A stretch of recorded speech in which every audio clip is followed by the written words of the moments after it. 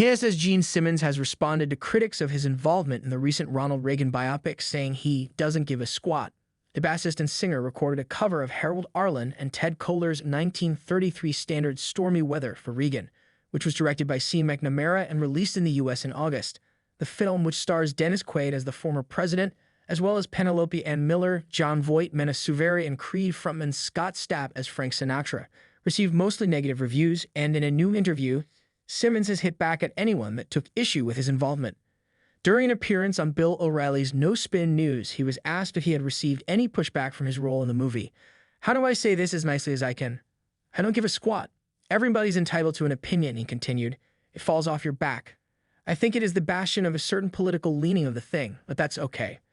Outspoken Donald Trump supporter John Voight and I hang out, we trade stories and everything else, and some people agree with his politics, some not.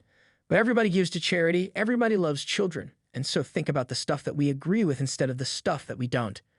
Asked if he admired Reagan, he added, "I did. I was much younger, obviously, when he was president, and I knew nothing, almost nothing about the body of politics.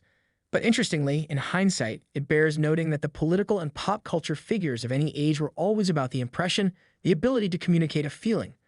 And perhaps that's more important, the power of the personality, than what's written on a piece of paper.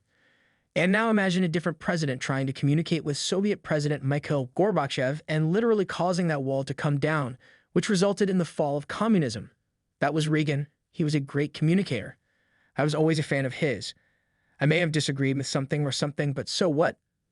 In addition to Simmons, Reagan also included an original contribution from Bob Dylan, who covered Cole Porter's 1934 song Don't Fence Me In.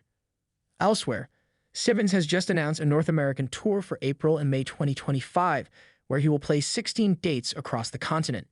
See the full list of dates here.